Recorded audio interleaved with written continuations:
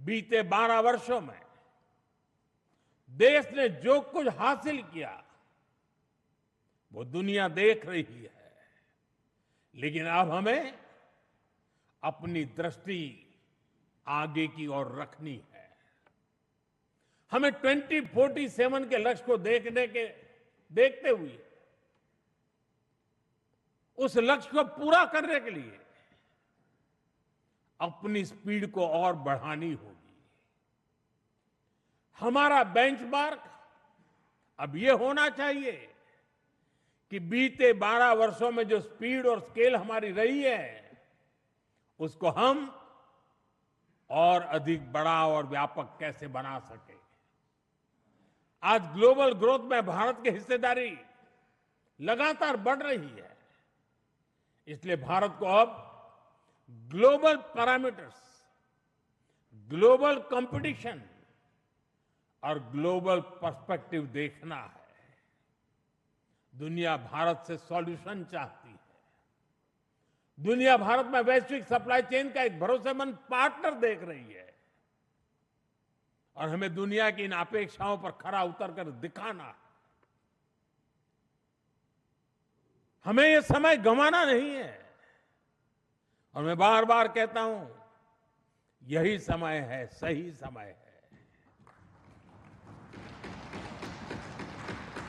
साथियों, में futuristic technology में खुद को श्रेष्ठ रखना है।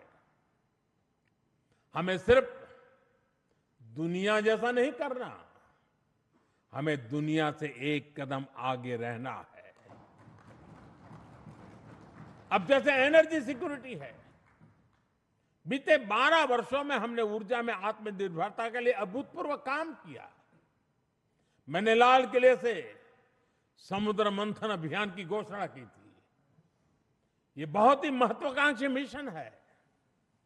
बीते दिनों में ऑयल एंड गैस के एक्सप्लोरेशन को लेकर काफी पॉजिटिव खबरें आ रही हैं। यानी आने वाला समय अनेक संभावनाओं से भरा हुआ है और हमें हर संभावना का पूरा फायदा उठाना है। साथियों, अब हमें 500 गीगावाट रिन्यूएबल एनर्जी के टारगेट को जल्द से जल्द पूरा करना है। सोलर एनर्जी को लेकर तो काम तेजी से चल रहा है, लेकिन अब हमें न्यूक्लियर एनर्जी के लक्ष्यों को भी तेजी से हासिल करना है। अभी हमने दुनिया को दिखाया है कि Bharat fast breeder reactor technology में कितना आगे पहुंच गया है। ये टेक्नोलॉजी हमें न्यूक्लियर एनर्जी में आत्मनिर्भरता की तरफ ले जाएगी। इसी तरह ग्रीन हाइड्रोजन और ग्रीन अमोनिया के मामले में भारत बहुत तेजी से काम कर रहा है। आने वाले समय में ये टेक्नोलॉजी भारत को ग्लोबल ग्रीन एनर्जी मैप में सबसे प्रमुख बना पाएगी और ये नाम बनना पक्का है। साथियों, आज बड़े एक्सपर्ट्स का भी अनुभव है कि जिन देशों ने मैन्युफैक्चरिंग के पूरे इकोसिस्टम पर 80-90 के दशक में काम किया, उन्हें उसका फायदा इस सदी में मिलना शुरू हुआ। भारत ने 10-12 वर्ष पहले जिस इकोसिस्टम पर काम करना शुरू किया, उसका लाभ अब देश को मिलना शुरू हो गया।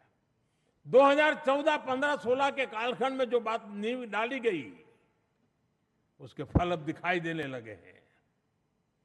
भारत तेजी से दुनिया का मैन्युफैक्चरिंग पावर हाउस बनने की ओर आगे बढ़ रहा है।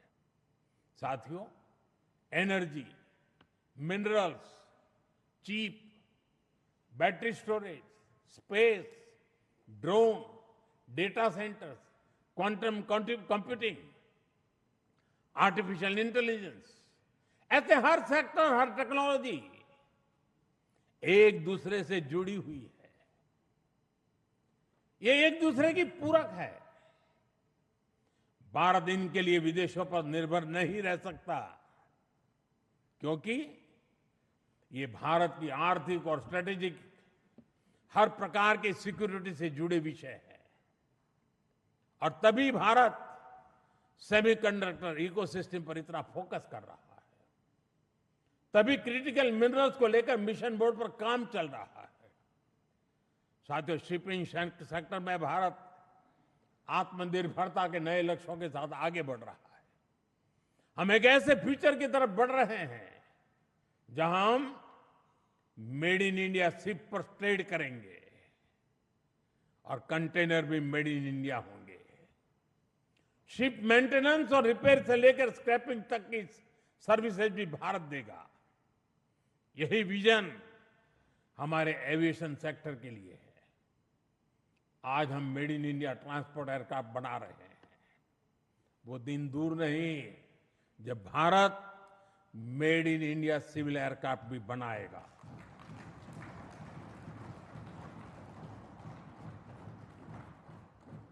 देशवासी मेड इन इंडिया विमान में ही यात्रा करेंगे, वो दिन मैं देख रहा हूं दोस्तों।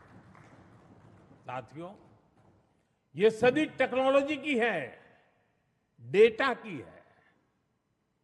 आज विश्व के सबसे बड़े और आधुनिक डेटा सेंटर्स भारत में बन रहे हैं। यही भारत की ग्लोबल सप्लाई और वैल्यू चेन का मजबूत पिलर बनाएगी। हमने यूपीआई के माध्यम से दुनिया को दिखाया है कि भारत कम से कम और कम से कम समय में टेक्नोलॉजी का इतना विस्तार कर सकता है। हमने दिखाया है कि हमारे युवाओं का सामर्थ्य क्या है। अब एआई, डीप टेक और एडवांस टेक्नोलॉजी में हमारे युवा नया दमखम दिखाने के इरादे से आगे बढ़ रहे हैं।